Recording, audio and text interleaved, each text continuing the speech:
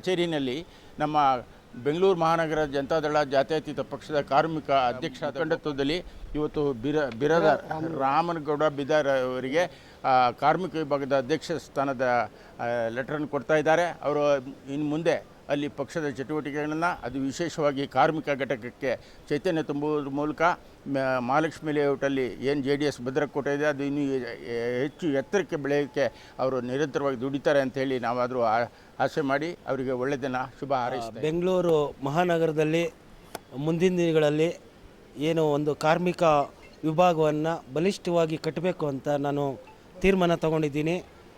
ಮತ್ತು ನಮ್ಮ ಬೆಂಗಳೂರು ಮಹಾನಗರದ ಅಧ್ಯಕ್ಷರಾದ ರಮೇಶ್ ಗೌಡರು ಒಂದು ಉತ್ತಮ ಆದೇಶ ಕೊಟ್ಟಿದ್ದಾರೆ. ನಿಮ್ಮ ಕಾರ್ಮಿಕ ವಿಭಾಗದಲ್ಲಿ ಯಾರು ಉತ್ತಮವಾಗಿ ಕೆಲಸ ಮಾಡ್ತೀರೋ ಅವ್ರಿಗೆ ಗುರುತಿಸಿ ಏನು ಒಂದು ಅವ್ರಿಗೆ ಒಂದು ಪಕ್ಷದ ಒಂದು ಅಧಿಕಾರ ಕೊಡಿ, ಮತ್ತು ಯಾರು ಪಕ್ಷದಲ್ಲಿ ನಿಷ್ಠಾವಂತರಾಗಿ ಕೆಲಸ ಮಾಡಲ್ವೋ ಅವ್ರನ್ನ ತೆಗೀರಿ ಅಂತಲೂ ಹೇಳಿದ್ದಾರೆ. ಆದರೆ ಅದರ ಆದೇಶದಂತೆ ನಾನು ಇತ್ತೀಚಿನ ದಿನಗಳಲ್ಲಿ ಯಾರು ಉತ್ತಮ ಕೆಲಸ ಮಾಡ್ತಾರೋ ಪಕ್ಷದ ಪರವಾಗಿ ಅವ್ರಿಗೆ ಉತ್ತಮ ಅವಕಾಶ ಕೊಡ್ತಾಯಿದ್ದೀನಿ.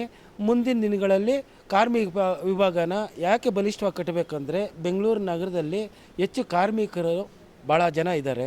ಅಂದರೆ ಮುಂದಿನ ದಿನಗಳಲ್ಲಿ BBMP ಚುನಾವಣೆ ಬರುವ ಸಂದರ್ಭದಲ್ಲಿ ನಮಗೆ ನಮ್ಮ ಪಕ್ಷಕ್ಕೆ ಕಾರ್ಮಿಕರ ಒಂದು ಏನು ಬೆಂಬಲ ಬೇಕಾಗಿದೆ.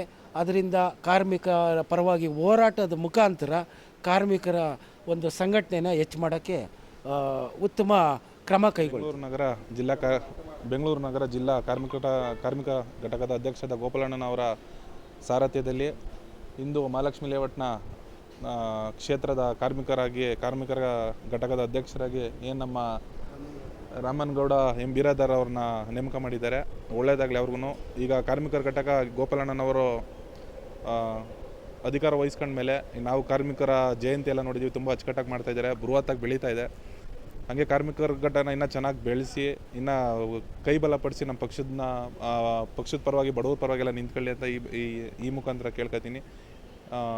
ನಮ್ಮ ನಾರಾಯಣ ಸ್ವಾಮಿ ಅಣ್ಣ ಆಗಿರ್ಬೋದು, ನಮ್ಮ ಮಹಾಲಕ್ಷ್ಮಿ ಲೇಔಟ್ ಕ್ಷೇತ್ರದ ಅಧ್ಯಕ್ಷ ಆಗಿರ್ಬೋದು, ಗೋಪಾಲಣ್ಣ ಆಗಿರ್ಬೋದು, ಎಲ್ಲರಿಗೂ ಅಭಿನಂದಿಸ್ತಾ ನನ್ನ ಹೆಣ್ಮಕ್ಳು ನಾವು ಹೇಳಬೇಕು ಅಂತಂದರೆ ಒಂದು ಸುದೀನವಾದ ದಿನ ಅಂತ ನಾವು ಭಾವಿಸ್ತೀವಿ. ಕಾರಣ ನಮ್ಮ JDS ಪಕ್ಷದಲ್ಲಿ ಹಿಂದೆ ಯಾರೂ ಈ ರೀತಿಯಲ್ಲಿ ಘಟಕಗಳನ್ನ ಗುರುತಿಸಿ ಅವರವರ ಯೋಗ್ಯತೆ ಅನುಸಾರ ಅವರವರ ಶಕ್ತಿಯಾನುಸಾರ ಕೆಲಸ ಮಾಡಬೇಕು, ಹುಡಿಕೊಂಡು ತಡಿಕೊಂಡು ನಾವು ಏನೇ ಆಗಲಿ ಶ್ರಮ ವಹಿಸಿ ಕೆಲಸ ಮಾಡಬೇಕು ಅಂತ ನಿಷ್ಠೆಯಿಂದ ಪ್ರಾಮಾಣಿಕವಾಗಿ ಯಾರೂ ಸಂಘಟನೆ ಮಾಡಲಿಲ್ಲ.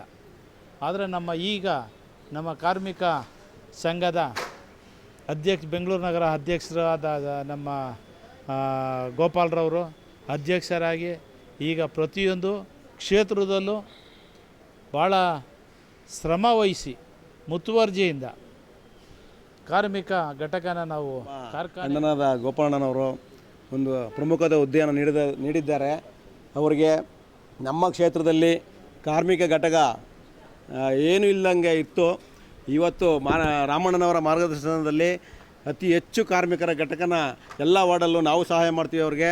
ಅವರು ಇಡೀ ಮಹಾಲಕ್ಷ್ಮಿ ಲೇಔಟಲ್ಲಿ ಇಡೀ 28 ಕ್ಷೇತ್ರದಲ್ಲಿ ಏನಿದೆ ಅವರು ಅತ್ಯಂತ ಪ್ರಭಾವಶಾಲಿಯಾಗಿ ಬೆಳೀಲಿ ಕಾರ್ಮಿಕ ಘಟಕದಲ್ಲಿ. ಮತ್ತು ನಮ್ಮ ದಯಾನಂದ ಮೂರ್ತಿಯವರು, ನಮ್ಮ ಕಾರ್ಯಾಧ್ಯಕ್ಷರಾದ ನಾರಾಯಣ ಸ್ವಾಮಿಯವರು, ನಮ್ಮ ಅಣ್ಣನಾದ ಗೋಪಾಲಣ್ಣನವರು, ನಮ್ಮ ವಾರ್ಡ್ ಅಧ್ಯಕ್ಷರುಗಳೆಲ್ಲ ಎಲ್ಲರೂ ಅವರಿಗೆ ನಾವು ಸಾಥ್ ಕೊಡ್ತೀವಿ, ಅವರಿಗೆ ಒಂದು ಪ್ರೇರೇಪಣೆ ಕೊಡ್ತೀವಿ ಅಂತ ಹೇಳಿ ಅವರಿಗೆ ಮತ್ತೊಮ್ಮೆ ಧನ್ಯವಾದಗಳನ್ನು ಇವತ್ತು ನನ್ನನ್ನು ಕಾರ್ಮಿಕ ಘಟಕದ ಕ್ಷೇತ್ರ ಅಧ್ಯಕ್ಷರನ್ನಾಗಿ ಆಯ್ಕೆ ಮಾಡಿದ್ದಕ್ಕಾಗಿ ಬೆಂಗಳೂರು ನಗರ ಅಧ್ಯಕ್ಷರಾದ ರಮೇಶ್ ಗೌಡ್ರಿಗೆ, ಆಮೇಲೆ ಮಹಾಲಕ್ಷ್ಮಿ ವಿಧಾನಸಭಾ ಕ್ಷೇತ್ರದ ಅಧ್ಯಕ್ಷರಾದ ದಯಾನಂದ ಮೂರ್ತಿ ಅಣ್ಣನವರಿಗೆ ಹಾಗೂ ಬೆಂಗಳೂರು ನಗರ ಅಧ್ಯಕ್ಷರಾದ ಗೋಪಾಲ್ ಗೌಡ್ರಿಗೂ ನನ್ನ ಅನಂತ ಆಮೇಲೆ ಕಾರ್ಯಾಧ್ಯಕ್ಷರು ಬೆಂಗಳೂರು ನಗರ ಕಾರ್ಯಾಧ್ಯಕ್ಷರಿಗೂ ನನ್ನ ಅನಂತ ಧನ್ಯವಾದಗಳು.